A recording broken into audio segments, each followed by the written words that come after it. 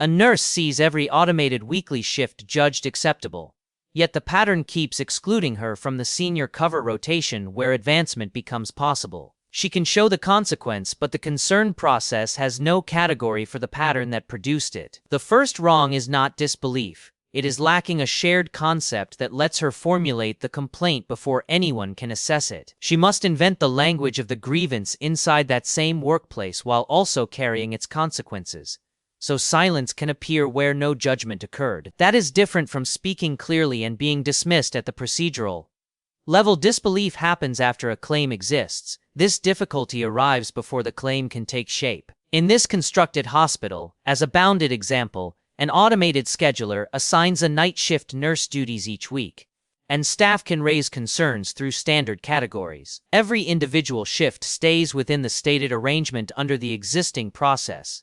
Examined one by one, each assignment appears ordinary and leaves the reviewer little to correct. Across many weeks during the same period, however, the nurse remains outside the rotation where senior cover is learned, while comparable colleagues repeatedly enter it. She leaves the concern unfinished at the next handover, and the pattern continues unrecorded.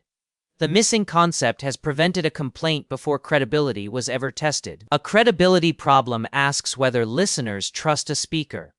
At two different stages, an interpretive problem asks whether speaker and listener share the concepts needed to identify the wrong. Disbelief presupposes a statement that can be accepted or rejected inside an established process.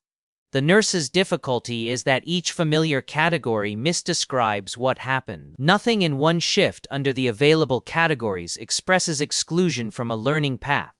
The morally relevant pattern exists across decisions that the process treats as separate. This is why checking isolated decisions during routine case review can miss a harm located in their relationship. The unit of review can be smaller than the experience. The first major result follows.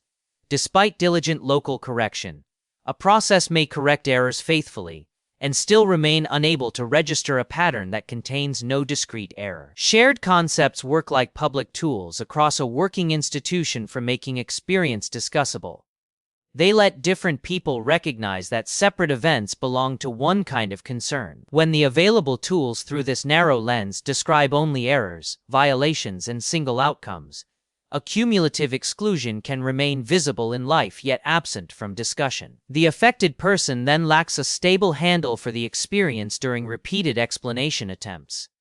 Each attempt to explain it breaks apart into facts that seem harmless alone. Institutional categories therefore shape more than filing inside ordinary review practice. They influence which experiences become recognizable objects of review and which remain private descriptions. The missing category converts a public arrangement into private unease within the institution itself. The pattern looks like her personal difficulty because the process cannot hold it. Yet the consequence is not merely linguistic under the scenario's assumptions. Remaining outside the rotation changes access to practice, recognition, and future responsibility within this constructed workplace. A technically consistent schedule within the same arrangement does not settle whether the pattern is justified. Technical performance and moral legitimacy answer different questions. The scheduler has no intention throughout this constructed case. It processes the arrangement it was given. Intention and responsibility remain with human practices around it. People chose before any output appears what the process evaluates, how concerns are divided, and which patterns deserve review. Those choices establish the boundaries of intelligibility. So the moral issue in this narrow scenario is not a machine mind refusing to listen. It is a human arrangement that recognizes individual outputs but not their cumulative relation. The nurse can still notice the pattern across successive weekly assignments through lived repetition. What she lacks is a publicly available way to make that pattern answerable. A stronger complaint using the same constraints begins by comparing like cases across time. Who entered the rotation under what constraints, and what access followed. The evidence in this scenario under direct workplace observation is not a feeling alone. It is the persistent arrangement and the opportunity that remains unavailable through it. A counterfactual test within this constructed comparison also helps. If comparable assignments were grouped differently, Would the exclusion disappear while operational constraints remain satisfied? The interpretive gap claim gains force after these checks succeed when an observable pattern and consequence survive comparison. Yet the existing vocabulary still cannot present them together. The strongest objection before accepting the conclusion now matters.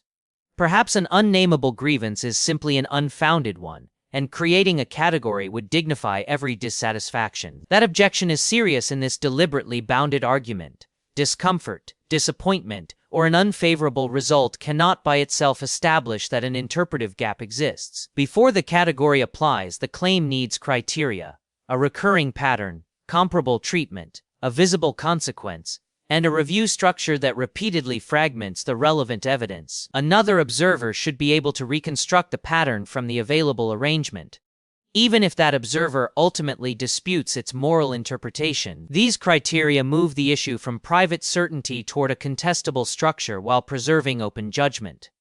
Naming opens inquiry, it does not decide the verdict. Even so, across the lived sequence, the affected person usually performs the first act of noticing, because she lives across decisions that reviewers encounter separately. If she is excluded from the meetings that define categories, she must translate an experience into a language built from other people's concerns. That creates a double disadvantage.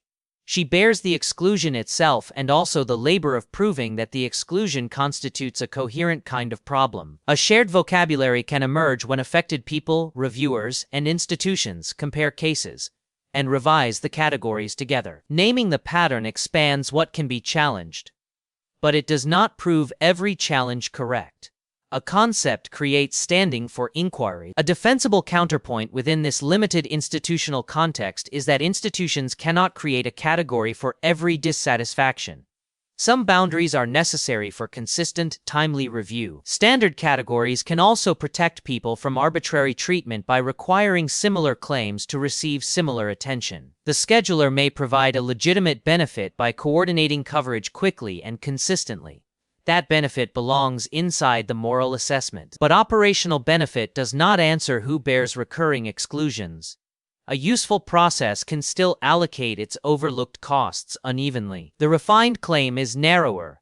An interpretive gap exists when missing shared vocabulary prevents an observable pattern-level consequence from becoming an intelligible challenge. A new term can still misclassify experience.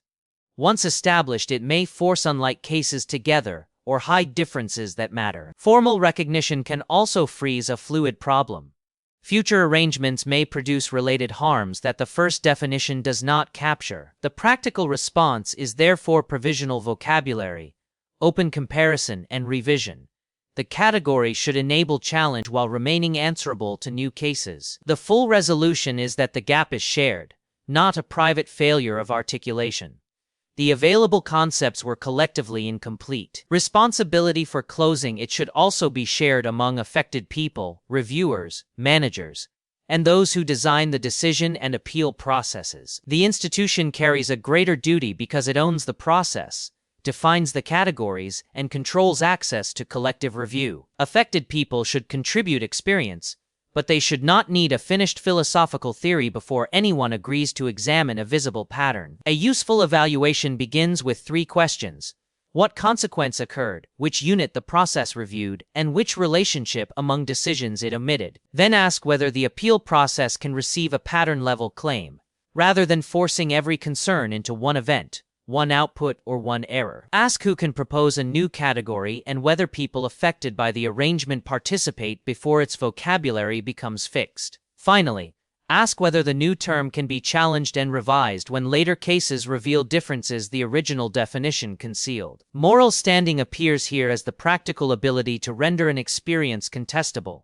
A grievance cannot be weighed while it remains conceptually unavailable. Once a claim can be named, another question follows: which people and institutions should answer for the arrangement that produced it? The scheduler processed inputs, supervisors handled shifts, designers shaped categories, and managers owned the process. Responsibility may be distributed across them. That is the next problem. The first principle remains simpler. Before responsibility can be assigned, the shared language must let the harm become a claim. A missing concept can silence a grievance before disbelief begins. Build the language collectively. then test the claim. The machine is learning. The question is, what are we teaching it?